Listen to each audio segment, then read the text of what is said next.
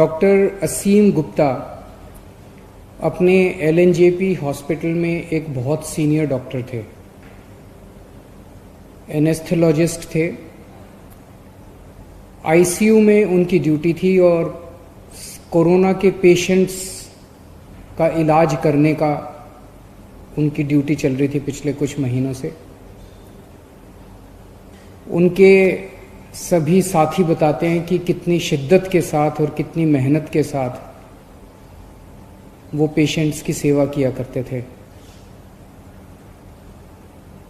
Corona के मरीजों की सेवा करते करते 3 जून को उन्हें खुद कोरोना हो गया।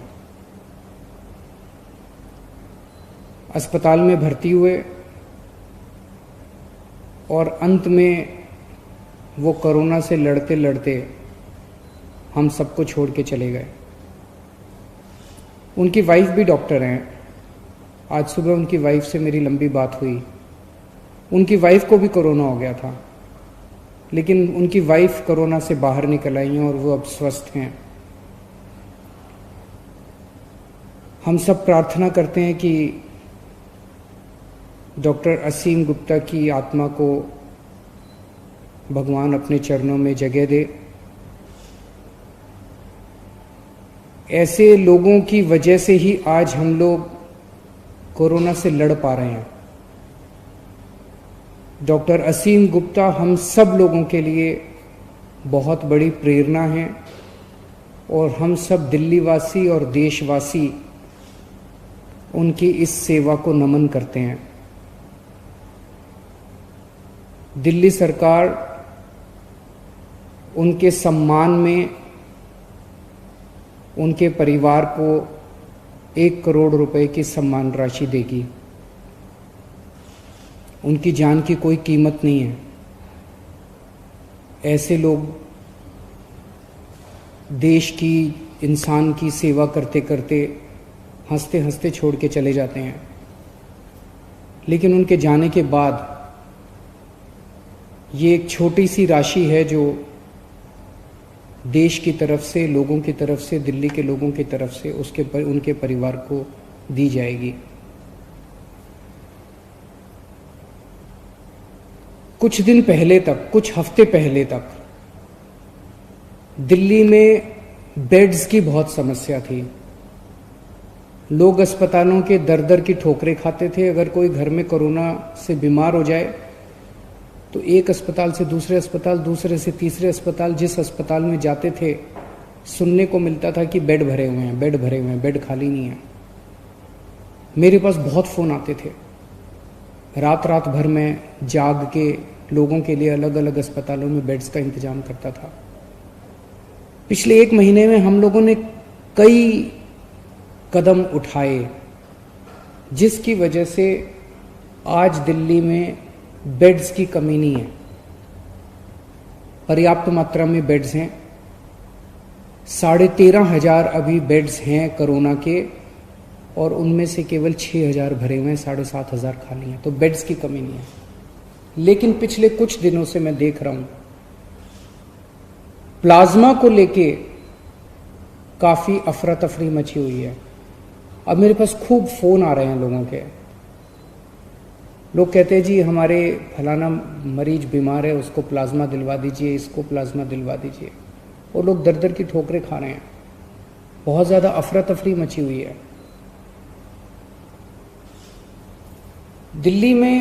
दिल्ली सबसे पहला राज्य था देश में।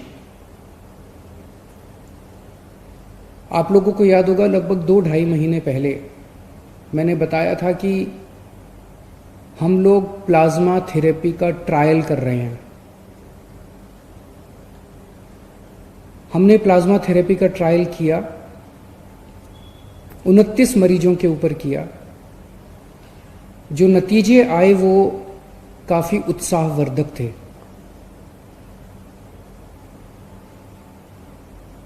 कोरोना में 2 चीजें होती हैं मरीज को। एक तो उसका ऑक्सीजन का लेवल कम हो जाता है। हमारा ऑक्सीजन का लेवल 95 होना चाहिए। ये अगर 90 पहुंच जाता है, 85 पहुंच जाता है, 80 पहुंच जाता है तो खतरनाक हो जाता है। तो एक तो ऑक्सीजन का लेवल कम हो जाता है और दूसरा रेस्पिरेशन का लेवल बहुत ज़्यादा बढ़ जाता है, सांस फूलने लगती है। रेस्पिरेशन का लेवल 15 होना चाहिए, ये 20 पहुंच जाता है, 25 पहुंच जाता है, 30 के ऊपर पहुंच जाता है। ये देखने में आया कि अगर प्लाज्मा दे दिया जाए तो ऑक्सीजन के लेवल में भी अच्छी बढ़ोतरी होती है और रेस्पिरेशन का लेवल भी गिर जाता है, कम हो जाता है। तो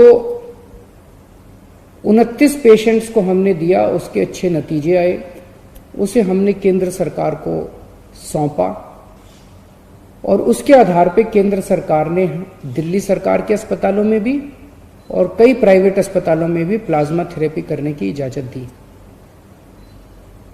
अब प्लाज्मा थेरेपी की तो इजाजत मिल गई, लेकिन प्लाज्मा कहां से आए? प्लाज्मा वो लोग दे सकते हैं जो अभी कोरोना जिनको हुआ और वो ठीक हो गए।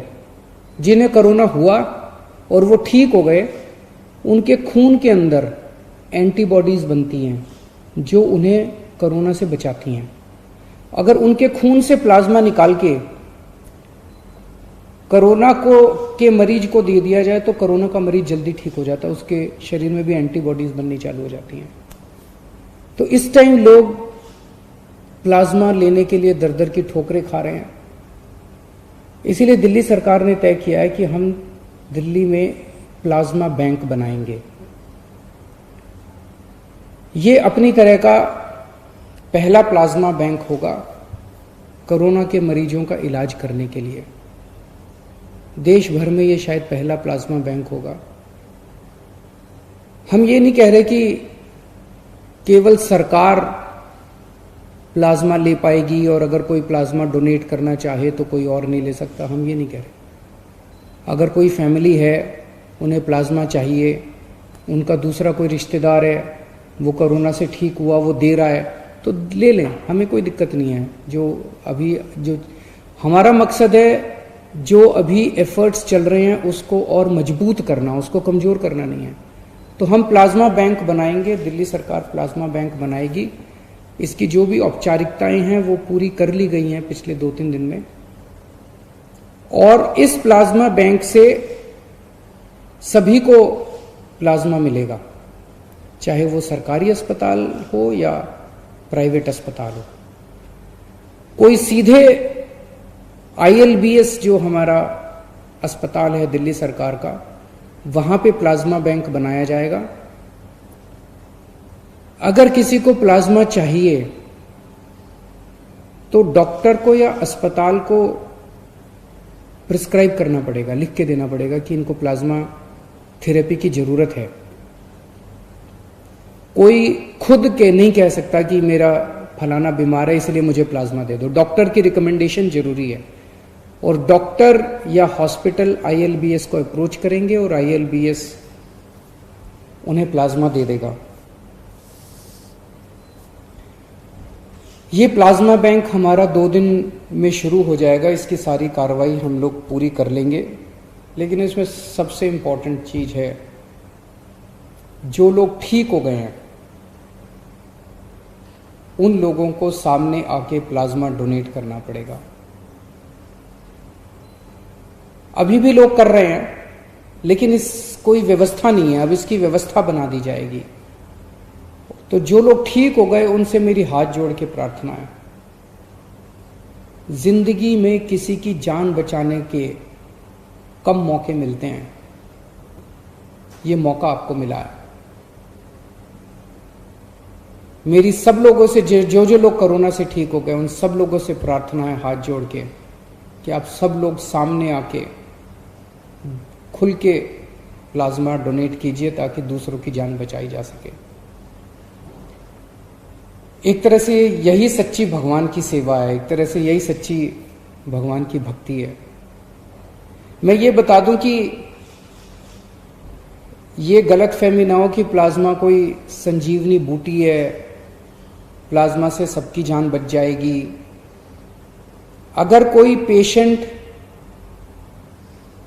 अंतिम स्टेज में पहुंच चुका है, कोमोर्बिडिटीज हैं, दूसरी बीमारियों से घिरा हुआ है, मल्टी ऑर्गन फेलियर हो चुके हैं, वेंटिलेटर पे जा चुका है, ऐसे पेशेंट्स को बचाना मुश्किल होता है। लेकिन जो पेशेंट्स अभी मॉडरेट स्टेज में हैं, अभी उनकी स्थिति खराब नहीं हुई है बहुत ज़्यादा,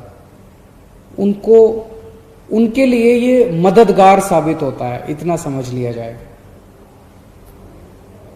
एलएनजेपी के हमारे जो हेड हैं डॉक्टर सुरेश, उनसे मैंने बात की। उन्होंने बताया कि अभी पिछले कुछ दिनों में उन्होंने 35 मरीजों को प्लाज्मा दिया है, जिसमें से 34 बच गए, एक की मौत हुई। एक और दिल्ली का प्राइवेट बड़ा हॉस्पिटल है, उनसे जब मेरी बात हुई, उन्होंने 49 लोगों को प्लाज्मा दिया, 46 लोग बच गए। मैं ये नहीं कह रहा, हो सकता है ये जो 34 लोग हैं और 46 लोग हैं वैसे भी बच जाते, उनमें से कितने, लेकिन ये एक आंकड़ा है, उसमें से कितने बचते कितने नहीं बचते कह नहीं सकते। जो डोनर्स हैं उनके मन में गलत फहमियां हैं। एक तो डोनर्स को ये लगता है कि मैं दोबारा प्लाज्मा देने जाऊंगा, कोरोना के अस्पताल में जाऊंगा, कभी दोबारा कोरोना ना हो जाए। वैसे तो दोबारा कोरोना नहीं होगा, लेकिन फिर भी हमने व्यवस्था आईएलबीएस में की है। आईएलबीएस कोरोना अस्पताल नहीं है। आपके आने का, जाने का, टैक्सी का सारा इंतजाम दिल्ली सरकार करेगी। बस आप हाँ कह दीजिए कि मैं कोरोना देना चाहता हूँ, मैं प्लाज्मा देना चाहता हूँ। और आईएलबीएस में अच्छी व्यवस्था की हुई है। मेरे ख्याल से आधा घंटा पौना घंटा लगता है आदमी को वो देने के लिए। अगले कुछ दिनों के अंदर हम नंबर जारी कर देंगे। उस नंबर पे जो जो लोग देना चाहते हैं, उस नंबर पे कॉल करके, व्हाट्सएप करके हमें बता सकते हैं कि मैं देना चाहता हूँ, और उनसे संपर्क करके उनसे सारा इंतजाम कर दिया जाएगा उनसे प्लाज्मा लेने का।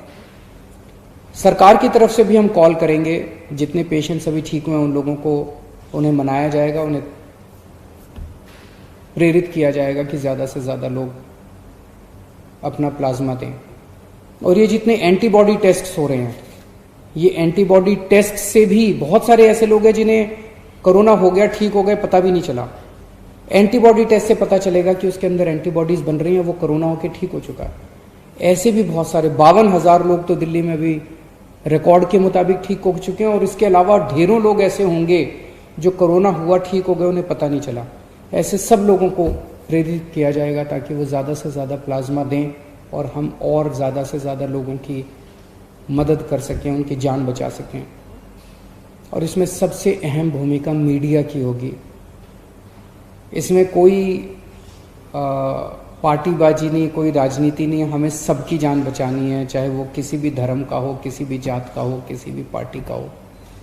और सब में सब लोग आते हैं, तो उसमें पत्रकार भी आते हैं, उसमें सब तो मेरी मीडिया के साथियों से खास तौर से निवेदन है कि आप लोग भी कैंपेन चला के अपने अपने चैनल पे, अपने अपने मीडिया हाउस में ज़्यादा से ज़्यादा लोगों को प्रेरित करें कि वो लोग प्लाज्मा डोनेट करें और दूसरे लोगों की जान बचाएं। शुक्रिया।